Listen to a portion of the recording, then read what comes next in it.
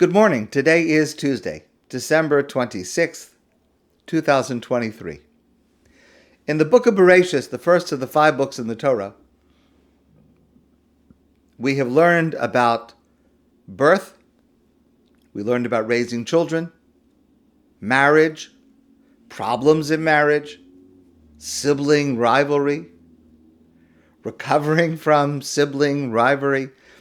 Every aspect and every era of life is experienced in this book of Bereshit. What works, what doesn't work, what we should try to do, what we should try to avoid. And finally, in this week's Torah portion, the Parsha Vayechi, which is the last portion in this first book of the Torah, the book of Bereshit. Finally, in this Parsha, we learn about how to face death. How Yaakov faces his own death, how he prepares for it, and how his family responds and reacts. It's all here in our Torah portion. And we need to learn these lessons because many of us have a natural tendency to avoid this topic. We fear death, some of us more than others, especially because there is no one of us who knows what it's like. What does it feel like? I certainly don't know. But I'd like to share with you this morning 2 vignettes that maybe can help us develop an approach to thinking about this subject. A few years ago, there was a terrible tragedy. It occurred in New York. There was a drunk driver. Nebuch hit a car. There were several people. There were Jewish people who were seriously injured. And there was one young woman. Her name was Liel Namdar. And tragically, she was killed in this accident. A terrible, terrible thing. Her parents and her 3 brothers suffered a trauma we cannot begin to imagine. And the family decided that they wanted to bury Liel in Israel. And so a couple of days later, the time it took to make the arrangements, she was buried in Israel. And at the funeral, her father told the following story. Shortly after hearing the news of Liel's passing, her mother and her brothers laid down on her bed in their home to be able to smell her from having slept there the night before. And they were sobbing.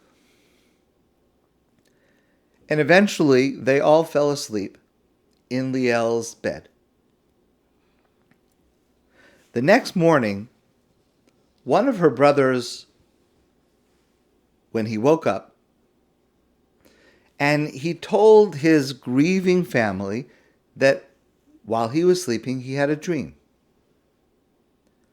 And in his dream, he saw his sister, Liel. She was dressed in white, and there was light surrounding her, so much light that he couldn't clearly even see her face, but he knew it was her. And she spoke to him in this dream. And she said, "Tell everyone to stop crying. I'm doing amazing. I am happy. No more crying." Now, I don't know what that means. I'm just telling you what this man said at his daughter's funeral. That's one vignette. The second vignette comes from an earlier source. It comes from the Talmud. The Talmud tells the story of two great sages. One was called Rava, mentioned, I don't know, hundreds, maybe thousands of times in the Talmud. And another great sage, Rav Nachman. There's a difference between the two. Rav Nachman. And Rav Nachman was about to pass away. It was in his last moments. And so Rava, his younger colleague, said to him, please, I want you, after you pass away, I want you to appear to me in a dream.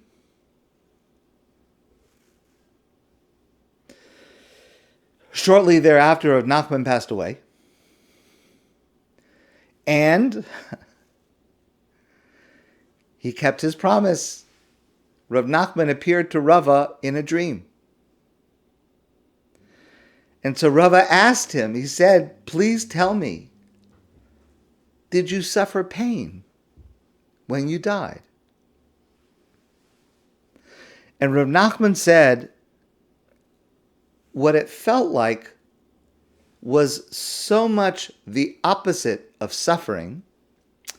It felt like the taking of a hair from a cup of milk. Meaning, it was so gentle, it's just like removing something without disturbing anything. Like, I guess the analogy is God removing the soul from the physical body. It was so gentle and so light. No, there was nothing negative, nothing scary, nothing painful. And Rav Nachman continued. Again, this is in the dream where he came back to speak to Rava. And he said, and were God, blessed be he, to say to me now, go back to that world as you were, meaning if God were to give me the option to be able to go back to the living, I wouldn't choose it. Because the fear of death is great. In other words, what Rav Nachman is saying to Rava in this dream, and again, I don't know what this means either. I'm just telling you what the Talmud says. But the idea is that we go around and through life with this great fear of death. And of course, it's tragic, it's horrible, there's no question about that. But the process of death itself, Rav Nachman is saying to Rava, is not something that we should fear. It's not something that will cause us to suffer.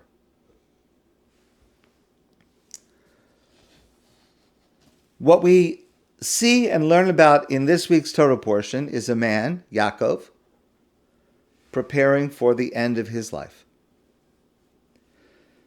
And he prepares by instructing his children, by understanding the nature of the life he lived, by cementing his eternal connection to Israel, by ensuring his legacy through his children and grandchildren and his descendants through the ages, including us. And we learn all of this from Yaakov in our Torah portion, Vayechi, how to live the last years and days of our life. So, what I'd like to do is, for a moment, distill all of this through a poem. I shared this with some of you a number of years ago, and it's the kind of thing that I need to hear repeated, and perhaps it could be helpful to you as well. But this poem carries the ultimate message each of us should take from this week's Torah portion.